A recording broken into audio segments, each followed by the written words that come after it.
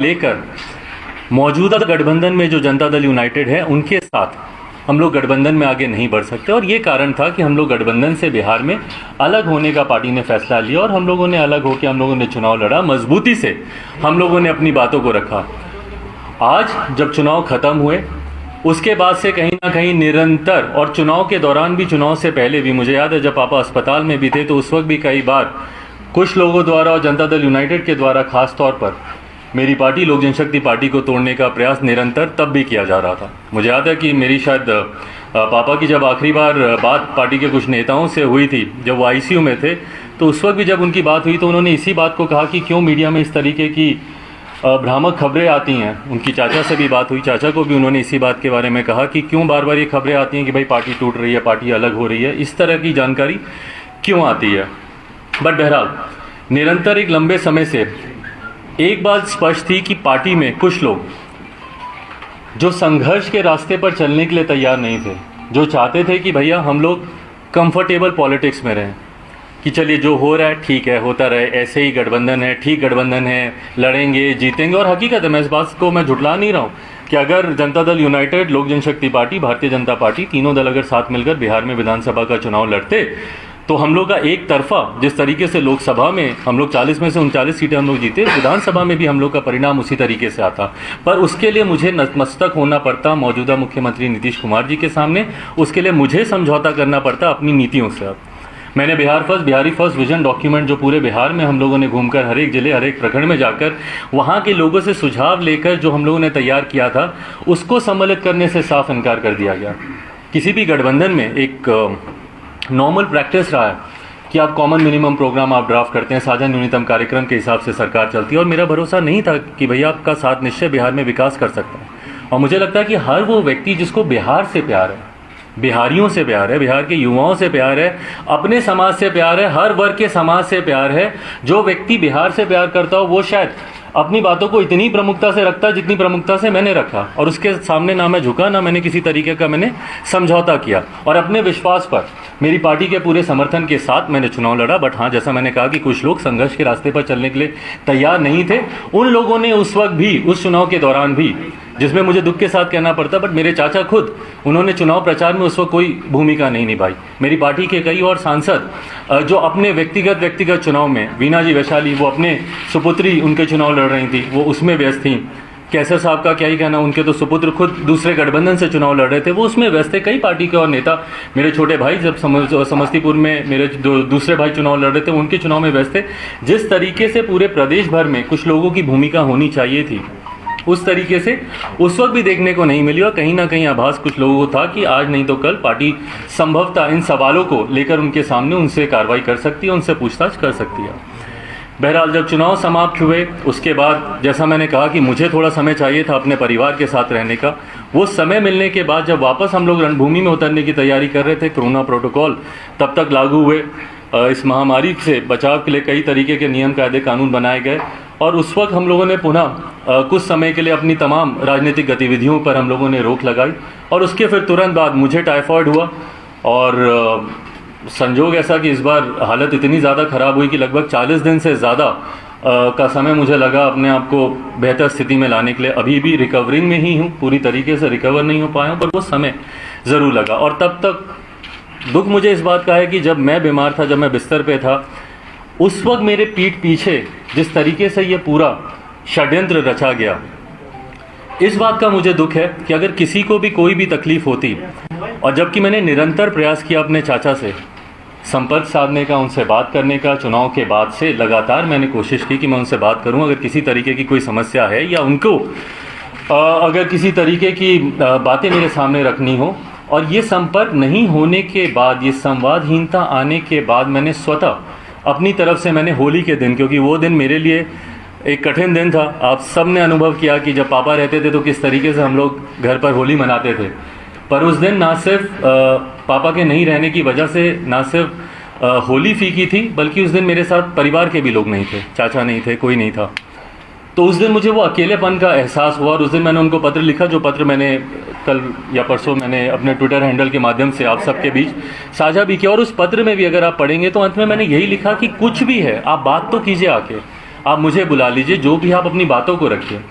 पिछले 2 दिन से जब ये घटना चक्र भी चल रहा था, मैं जानता हूं कि आप सब भी काफ़ी जानना चाह रहे थे कि भाई मैं क्या कहना चाह रहा हूं, मेरा क्या पक्ष है, बट मैंने अपनी तरफ से अंत तक मैंने प्रयास किया कि पार्टी और परिवार दोनों को एकजुट करके रख सकूं। लास्ट तक मैंने कोशिश की। आपने देखा कल परसों चाचा के मैं घर भी गया, वहाँ पर जाकर भी मैंने कोशिश की। कल भी मैंने अंत तक, दोपहर तक, मम्मी खुद व्यक्तिगत तौर पर वो भी प्रयास कर रही थी चाचा से संपर्क साधने का। 10-15 दिन से वो अलग अलग माध्यम से उन्होंने भी कोशिश की कि उनसे बात करें। और परिवार की बात है, और मैंने एक बार पहले भी कहा था जब पारिवारिक एक और मसला आया था कि मैं बहुत ज़्यादा सहज महसूस नहीं करता हूँ परिवार की बातों को सार्वजनिक तौर पर करने के लिए। पर कल जब अंत में आते आते जब इस बात का एहसास हुआ कि शायद अब चीज़ें अब हाथ से निकल गई हैं, और जो मेरी कोशिश परिवार और पार्टी को एकजुट रखने की थी, जब वो सफल नहीं हुई, तो उसके बाद हम लोगों ने कल पार्टी की राष्ट्रीय कार्यकारिणी की बैठक बुलाई वर्चुअल मीडियम से। और उसमें क्योंकि पार्टी में अनुशासन कायम रहे, ये जिम्मेदारी भी मेरी है। कॉन्ट्ररी टू द बिलीफ कि कुछ लोग जो इस बात का दावा करते हैं या इस बात को कहने की कोशिश कर रहे हैं कि अब चिराग पासवान लोक जनशक्ति पार्टी के राष्ट्रीय अध्यक्ष नहीं रहे, उन्हें हम लोगों ने राष्ट्रीय अध्यक्ष से हटा दिया। मैं आप सबके माध्यम से पार्टी के संविधान की जानकारी संक्षेप में आप लोग के समक्ष रखना चाहता हूं। मेरे साथ पार्टी के संविधान के निर्माताओं में से जो अहम भूमिका निभाने वाले पार्टी के हमारे सेक्रेटरी जनरल जनाब अब्दुल खालिक साहब मौजूद हैं, ए.के. वाजपेयी साहब मौजूद हैं, जिन्होंने लीगली इस संविधान को ड्राफ्ट करने में एक अहम भूमिका निभाई है। तो संविधान के अनुसार जो ये दावे किए जा रहे हैं, जिस तरीके से कहा जा रहा है कि नहीं उनको हमने राष्ट्रीय अध्यक्ष के पद से हम लोगों ने उनको हटा दिया, या फिर पार्लियामेंट में संसदीय दल का नेता बनना। भाई अगर आप मुझे कहते तो मैं खुशी खुशी में आपको बनाता संसदीय दल का नेता, मुझे कोई उसमें दिक्कत नहीं थी। मैं तो चाहता हूं कि भैया आप आएँ और पार्टी की भूमिका बढ़ चढ़ कर निभाएं। मैं चाहता हूं कि सदन में ज़्यादा से ज़्यादा हर एक विषय पर पापा ने जिस तरीके से विश्वास करके, जिस तरीके से संसदीय बोर्ड ने मुझ पर विश्वास रख के मुझे संसदीय दल का नेता बनाया था, मुझे खुशी है कि हर उस मुद्दे पर धारा 370 की बात हो, ट्रिपल तलाक की बात हो, जितने भी राम मंदिर की बात हो, जितने भी ऐसे मुद्दे हैं, निरंतर मजबूती से मैं सदन में अपनी बातों को मैं रखता रहा। मैं चाहूँगा कि भविष्य में भी ये रहे। बहरहाल, पर जिस तरीके से उनको चुना गया, ये प्रक्रिया संवैधानिक तरीके से, और संवैधानिक तरीके से मैं राष्ट्र के संविधान की नहीं, मैं पार्टी के, लोक जनशक्ति पार्टी के संविधान की मैं बात कर रहा हूँ, संवैधानिक तरीके से ये प्रक्रिया गलत है। पार्टी का leader of the house parliament में या विधानसभा में या विधान परिषद में कौन होगा, इस बात का निर्णय सिर्फ और सिर्फ पार्लियामेंट्री बोर्ड ले सकता है।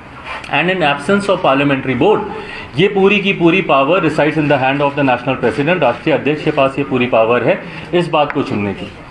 कौन आपका leader of the house parliament में होगा, लोक जनशक्ति पार्टी का संविधान इस बात की इजाज़त सिर्फ राष्ट्रीय अध्यक्ष या संसदीय बोर्ड के पास है। वहाँ पर मौजूदा जो सिटिंग मेंबर ऑफ पार्लियामेंट्स हैं, वो आपस में इस बात का निर्णय नहीं ले सकते, ये पार्टी का संविधान कहता है। बहरहाल, इसमें बहुत ज़्यादा डिटेल में नहीं जाते हुए, क्योंकि संभवतः आने वाले दिनों में शायद एक लंबी कानूनी लड़ाई भी हम लोग को लड़नी पड़े, वहाँ पर हम लोग इस बात को मजबूती से हम लोग रखेंगे। बट आज आप लोग की जानकारी में सिर्फ मैं इन बातों को देना चाह रहा हूँ कि जिस तरीके से पोर्ट्रे किया जा रहा है, मैं सामने इसलिए नहीं आ रहा था या अपनी बातों को, क्योंकि आज हम लोग दिन भर एक लंबे समय तक हम लोगों ने लीगल ओपिनियंस, क्या क्या इसमें कॉन्स्टिट्यूशन के आधार पर क्या क्या चीज़ें हैं, सुबह से लंबे समय से हम लोग की बैठकें चल रही थी, तमाम इन जानकारियों को हम लोग एक दूसरे के साथ हम लोग साझा कर रहे थे। और ईमानदारी की बात है, मैं बहुत ज़्यादा मैं चाहता नहीं था कि ये मसला इस तरीके से बढ़े। जैसा मैंने कहा कि मेरा हमेशा प्रयास रहा कि अगर परिवार की बात है, और पार्टी भी मेरा परिवार है, अगर इसको हम लोग बंद कमरे में अगर आपस में बैठकर अगर हम लोग इसको सुलझा पाते, वो मेरा प्रयास ज़्यादा था। पर अब जब मेरे पास कोई और विकल्प बचा नहीं, तो इसीलिए आप सबके समक्ष आकर मुझे इन बातों को रखना मेरे लिए ज़रूरी था, क्योंकि बार बार मैं देख रहा था कुछ चैनल्स पे चल रहा था कि इनको राष्ट्रीय अध्यक्ष के पद से हटाया जा चुका है।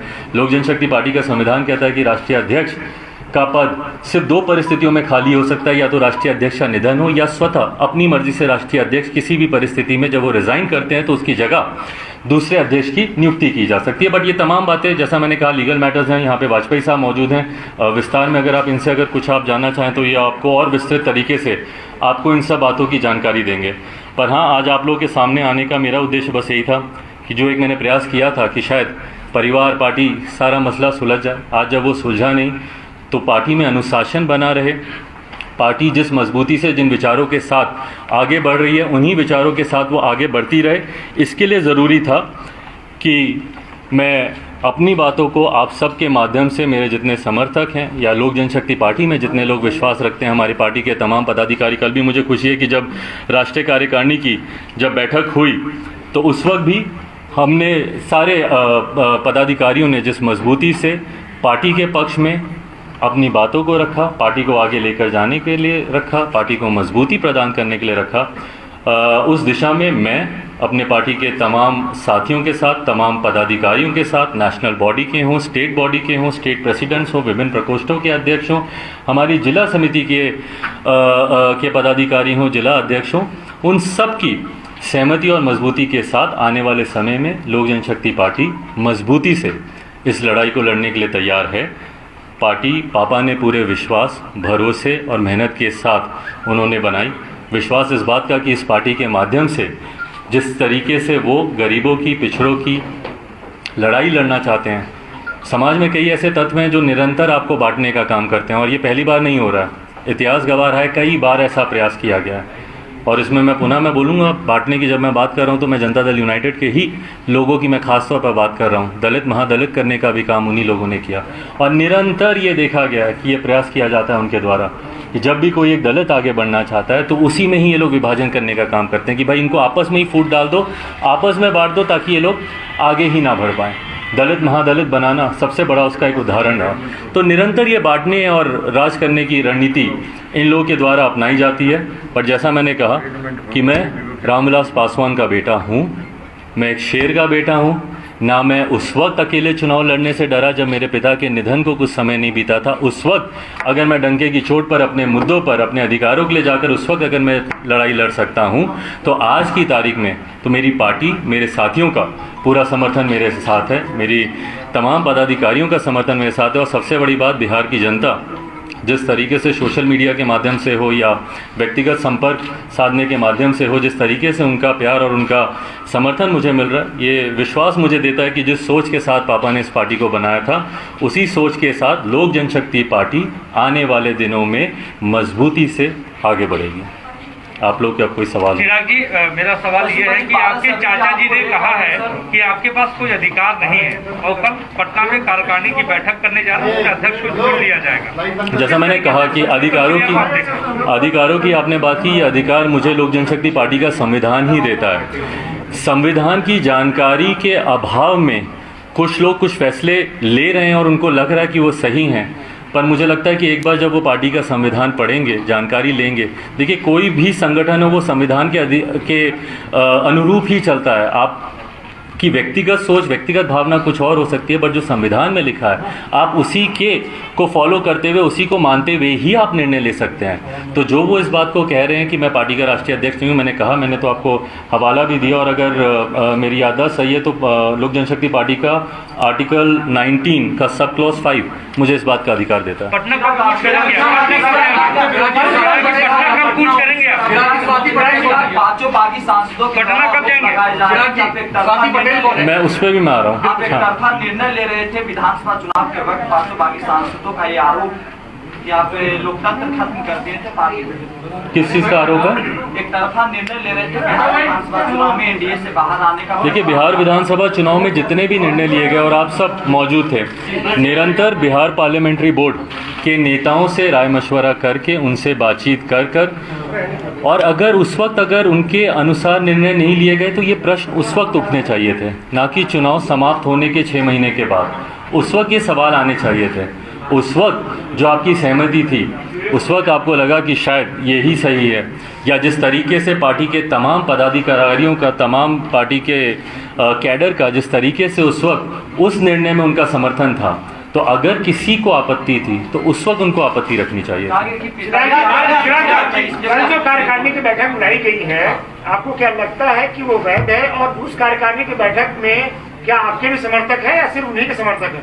देखिए, जैसा मैंने कहा कि सुबह से हम लोग इसको लेके हम लोग चर्चा कर ही रहे हैं और इसमें क्या बेस्ट लीगल वे आउट होगा, क्या हम लोग को अगला कदम उठाना चाहिए, उसको लेकर हम सब की चर्चा चल रही है। सही समय पर आने पर उसकी जानकारी मानेंगे, जो भी फैसला होगा वहाँ पे उसको मानेंगे आप लोग? नहीं, उस फैसले को मानने का मेरे मानने का उसमें क्या उद्देश्य है? जैसा मैंने कहा कि वो अथॉराइज्ड ही नहीं है इस तरीके की बैठक को बुलाने के लिए या इसमें लिए गए किसी भी फैसले को। पार्टी के कॉन्स्टिट्यूशन के आधार पर चलना ज़रूरी है, अनिवार्य है। जैसा मैंने कहा कि उन्होंने अपनी जानकारी के हिसाब से लोकसभा अध्यक्ष ओम बिरला जी को भी उन्होंने एक पत्र लिख दिया, बट पार्टी का कॉन्स्टिट्यूशन, लोक जनशक्ति पार्टी का संविधान क्या कहता है उसी के अनुसार, उसी के अनुरूप आप निर्णय लेंगे ना, उससे अलग हट के आप निर्णय नहीं ले सकते। तो वो ऑथराइज ही नहीं है इसके लिए। आपने जो है ये नहीं करता है कि आपको थोड़ा समय ज्यादा लग गया सामने आने में, भाई थोड़ी सी उसके लिए मैं क्षमा चाहूँगा, मेरी शारीरिक परिस्थिति के लिए मैं चाहूँगा कि आप उसमें थोड़ा सा मेरा साथ दें। मैं अभी भी बहुत ज़्यादा बोल पाऊँ, आपको भी शायद कहीं ना कहीं एहसास होगा, नहीं तो मैं अभी एक बार शुरू करता हूँ तो थोड़ा ज़्यादा बोल जाता हूँ, पर अभी भी उतनी हिम्मत नहीं आ पा रही है, तो वो एक कारण जरूर है। आपने पूरी जो कहा कि जेडीयू की तोड़फोड़ कर रहा है, इस बार देखा जा रहा है कि बीजेपी का भी शायद एक किसी तरह से छोटा हाथ है। आपको क्या लगता है कि मतलब जिस पार्टी को आपने पूरा अगर देखा जाए तो नीतीश कुमार के खिलाफ बड़े खड़े किए, वही आपको धोखा दे रहा है, और एक पार्टी जो वंशवाद के खिलाफ है, क्या उस पर विश्वास करना? देखिए, जब सबसे ज़्यादा मैं बाकियों का तो मुझे नहीं पता, बट हाँ, जनता दल यूनाइटेड का मैं ज़रूर बोलूँगा, उनका हाथ ज़रूर है। और सबसे बड़ी बात, पहले तो ये मेरा इंटरनल मैटर है, ये मेरी पार्टी का मैटर है।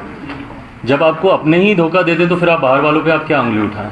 तो पहले मुझे इंटरनली इन चीज़ों को समझना ज़रूरी है, किसका हाथ है, बाहर से कौन कर रहा है, नहीं कर रहा है, ये बात की बात है। बट हाँ, इतना ज़रूर मैं बोलूँगा कि जनता दल यूनाइटेड के नेताओं ने जिस तरीके से भूमिका निभाई, और जैसा मैंने पहले भी कहा कि एक परंपरा रही है बांटो और शासन करो की, डिवाइड करते हैं, दलित महादलित करने का प्रयास किया, आज भी पार्टी में निरंतर, और अभी से नहीं, एक लंबे समय से कई बार मैंने कई विभिन्न चैनलों पे पहले भी मैंने देखा कि इस तरीके की बातें आती थी कि भाई पार्टी में टूट हो रही है, ये हो रहा वो हो रहा, तो ये प्रयास एक लंबे समय से चलता रहा। आपने पत्र में भी जिक्र किया स्वाति पटेल का, और स्वाति पटेल ने इस हिंदुस्तान पर ये कहा कि प्रिंस के ऊपर एवं शोषण का आरोप है, और ये सब आपकी जानकारी में था, क्या सच है सर? देखिए, मेरी जानकारी में ये विषय पहली बार, अगर मेरी याददाश्त सही है तो शायद 8 जनवरी के आसपास ये विषय मेरे संज्ञान में आया। उन्हीं के द्वारा एक लिखा हुआ पत्र मुझे दिया गया था, और उसमें उन्होंने कुछ बातों का उन्होंने जिक्र किया जो उनके साथ कुछ घटना घटी। जिस सांसद का उन्होंने जिक्र किया, मेरे भाई प्रिंस राज के बारे में उन्होंने कुछ बातों को कहा। जब मैंने उनसे, प्रिंस से जब मैंने इन बातों को जानना चाहा, तो उन्होंने एक दूसरा पहलू मेरे सामने रखा। उनका वर्जन टोटली डिफरेंट था, और जिस मोहतरमा ने इन बातों को कहा, उनका वर्जन टोटली डिफरेंट था दोनों का। उसके बाद मैंने प्रयास किया कि अगर दोनों आमने सामने बैठते हैं तो आमने सामने बैठकर अगर कोई कन्फ्यूजन है उसको सॉर्ट आउट किया जा सकता है।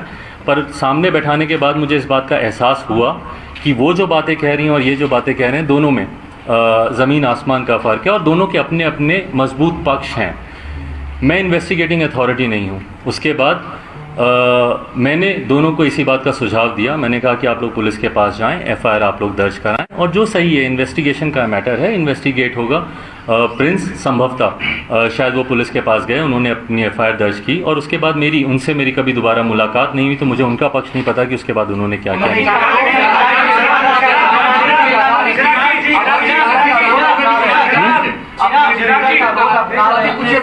स्वाति के बीच में क्या चीज़? मीडिएटर का रोल अपना रहे हैं। नहीं, मैं कोई मीडिएटर, मैं कोई मीडिएटर की भूमिका निभाने के लिए मैं ऑथराइज ही नहीं हूँ। मेरे पास एक शिकायत आई, वो शिकायत मेरे पार्टी के एक सांसद के बारे में थी। मैंने पार्टी के डिसिप्लिनरी कमेटी को भी इस बात की मैंने जानकारी दी, पर हाँ, समझ में आया कि ये मैटर लीगल विषय से जुड़ा हुआ है। इसमें पुलिस ही इन्वेस्टिगेट करके इसको सॉल्व कर सकती है, इसमें मेरी कहीं से कोई भूमिका नहीं है। कोशिश की थी, मुंह मत खोलना। बिल्कुल नहीं, मैंने उनको पुलिस के पास जाने की मैंने बात की, तो मैं ऐसा क्यों कहूँगा? संभव ही नहीं। मैंने तो प्रिंस को भी मैंने बोला। चुनावों के दौरान खुद को हनुमान कहा था और देश के एक बड़े नेता को राम कहा था।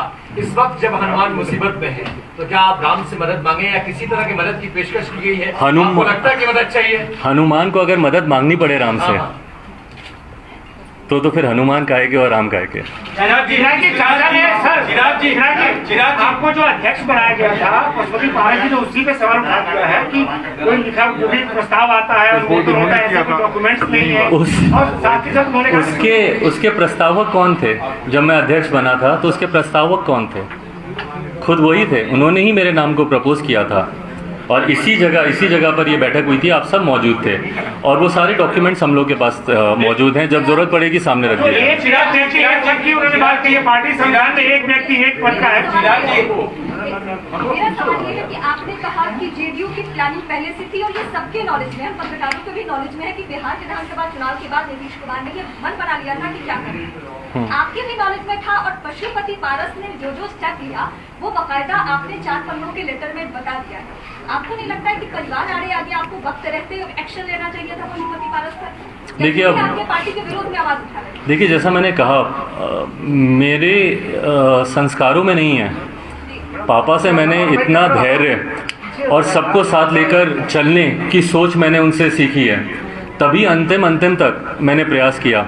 उस दिन जब मैं उनके घर पे भी गया, उस दिन की अगर मैं बात बोलूँ, मैं ईमानदारी से मैं शारीरिक तौर पर मेरी क्षमता उतनी नहीं थी कि मैं जाऊं और वहाँ पे वो कर सकूं, बट उसके बावजूद मैंने वो प्रयास किया। मैंने अपनी तरफ से मैंने आखिर तक मैंने कोशिश की।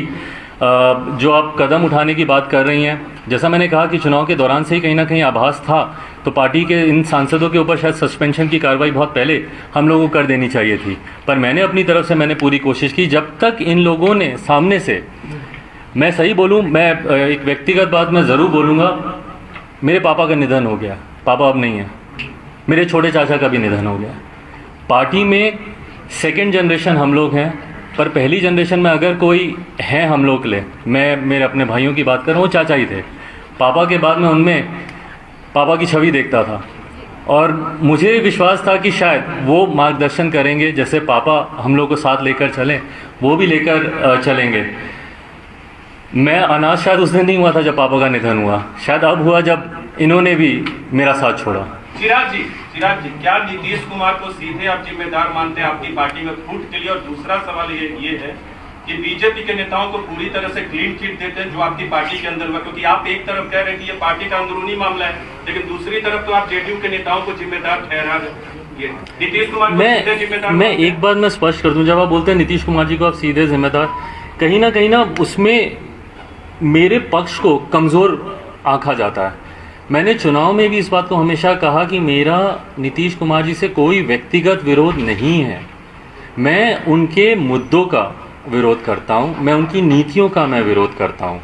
आज भी मैं इस बात को मैं कैसे बोलूं कि उनकी सीधी भूमिका है, बट हाँ, जिन नेताओं की सीधी भूमिका है वो उन्हीं के पार्टी के लोग हैं, तो उसमें प्रत्यक्ष या अप्रत्यक्ष रूप से अगर आपकी भूमिका है तो कहीं ना कहीं जिम्मेदारी आपकी बनती है, और वो उस पार्टी के मुख्यमंत्री हैं।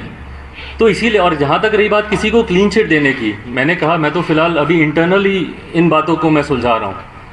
लोक जनशक्ति पार्टी का ये इंटरनल मैटर है, मैं इंटरनली इसको मैं सुलझा रहा हूँ। आने वाले समय में अगर किसी से बात करने की ज़रूरत पड़ेगी, किसी प्लेटफॉर्म पे इन बातों को डिस्कस करने की ज़रूरत पड़ेगी, तो उसको भी किया जाएगा। आपने पत्र लिखा उसमें स्वाति पटेल का नाम क्यों लिखा? उन्होंने बार-बार ये सवाल पूछा, आपने स्वाति पटेल का जिक्र क्यों किया जो अपने आदरणीय चाचा जी को आपने पत्र लिखा, वो सवाल पूछ रहे। दूसरा ये कि जब आपने ये कह दिया था ये लीगल मामला है, आप लोग दोनों लोग पुलिस के पास चले जाइए, तो फिर आपने पत्र में क्यों नाम लिखा और आपने कोई कार्रवाई की? मैंने ये पत्र शायद 29 मार्च को मैंने ये पत्र लिखा था, होली के दिन मैंने पत्र लिखा था। इस पत्र को लिखते वक्त इस पत्र को कभी सार्वजनिक किया जाएगा ये मेरी मंशा कभी नहीं थी।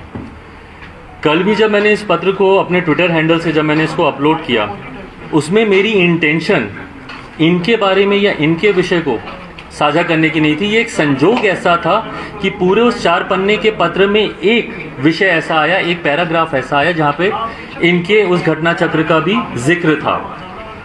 उसको अपलोड करने के बाद जैसे ही मुझे इस बात की जानकारी मिली कि संभवतः उनका नाम गया है इसमें, अपनी नैतिक जिम्मेदारी को खुद समझते हुए तुरंत मैंने वहाँ से उसको विड्रॉ किया, उनके नाम को मैंने अनमार्क किया। बहरहाल जैसा मैंने कहा कि इससे पहले वो खुद ही सोशल मीडिया के माध्यम से मुझे इस बात के लिए प्रवोक करने का उन्होंने प्रयास किया कि आप उस पत्र को आप साझा करें, पर मुझे जब अपनी जिम्मेदारी का एहसास हुआ तो मैंने उसमें से उनका नाम को मैंने हटाया। मेरी इंटेंशन उनके वाक्य के बारे में चर्चा करने की नहीं थी। कल मेरी इंटेंशन इस पूरे घटना चक्र, जो कि मेरे लिए एक बड़ा विषय है, मेरी पार्टी में जिस तरीके से टूट हुई, उस बात में मेरी भूमिका कहाँ कहाँ पर रही, व्यक्तिगत तौर पर भी एक भतीजे के नाते मेरी क्या भूमिका रही, उसको साझा करने की थी अपने समर्थकों के साथ। आपसे मिलना चाहती है, स्वाति आपसे मिलना चाहती है चिराग। जो प्लीज आपको चाचा जो दुखी है कि आपके जो भाई हैं जिनको आपने उनका प्रेसिडेंट बनाया, एक क्वीन माना जाता था, उनकी व्यवहार के ऊपर आपको क्या लगता है? मैं दुखी हूँ बहुत ज़्यादा। मेरा छोटा भाई नहीं, मेरे बेटे के समान रहा है वो।